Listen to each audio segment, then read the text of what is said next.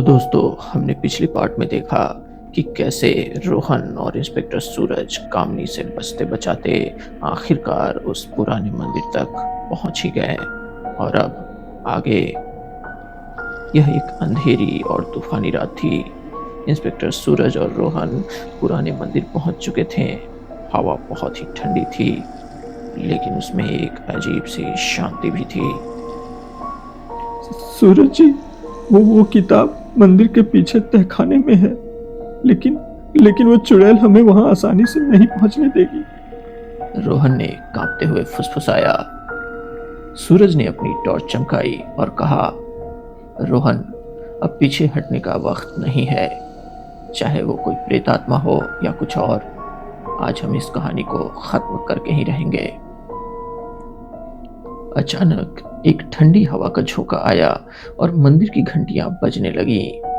एक डरावनी हंसी मंदिर के चारों ओर गूंज उठी। सूरज और रोहन जल्दी से मंदिर के पीछे पहुंचे, जहां एक भारी जंग लगा तहखाने का दरवाजा खड़ा था।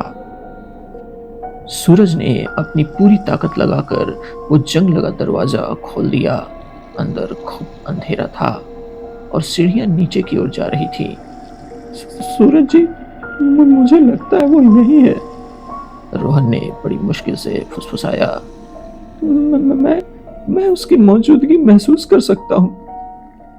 सूरज ने तुरंत ही अपनी बंदूक निकाल ली। रोहन, हिम्मत रखो, हम मिलकर उसे रोकेंगे। सूरज की आंखों में दृढ़ता थी।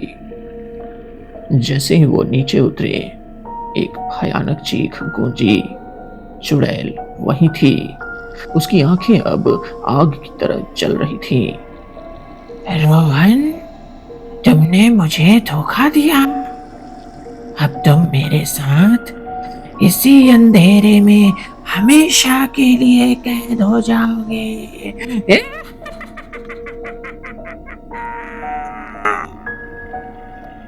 चुड़ैल बहुत ही गुस्से में थी। रुक जाओ, हमें वो किताब चाहिए, सूरज चिल्लाया। भूतनी फिर से चीखी और सूरज पर हमला कर दिया। सूरज ने खुद को बचाया, लेकिन इसमें उसकी टॉर्च जमीन पर गिर गई और तहखाना पूरी तरह से अंधेरे में डूब गया। अब दीवारें हिलने लगी और पुरानी किताबें शेल्फ से निकलकर हवा में उड़ने लगी। अंधेरे में ही रोहन जल्दी से एक बड़े पुराने रैक की ओर भागा। उसने एक मोटी किताब उठाई, जिस पर कुछ अजीब निशान और प्राचीन लेख लिखे हुए थे। सूरज जी, किताब मिल गई, रोहन चिल्लाया। रोहन ने तेजी से पन्ने पलटे। सूरज जी, यहाँ लिखा है कि इस प्रेत आत्मा को रोकने के लिए हमें एक मंत्र पढ़ना होगा और मंदिर की पवित्र मूर्ति के सामने उसका नाम जलाना होगा। कामनी गुस्से में चीख उठी। तुम मुझे नहीं रोक सकते। रोहन ने मंत्र पढ़ना शुरू किया। कामनी की चीखें और तेज हो गई, जैसे कि मंत्र उसकी शक्ति को कम कर रहा था। सूरज ने जल्दी से पास में पड़ी एक पुरानी मशाल जलाई और चिल्लाया, रोहन, जल्दी उसका नाम। जैसे ही कागज जलने लगा, कामनी की चीखें एक अंतिम चीख में बदल गई। उसका शरीर हवा में तैरने लगा और उसकी साड़ी धीरे धीरे राख में बदलने लगी। नहीं, तुमने मुझे धोखा दिया। रोहन, तुम धोखेबाज हो। मैं फिर आऊंगी।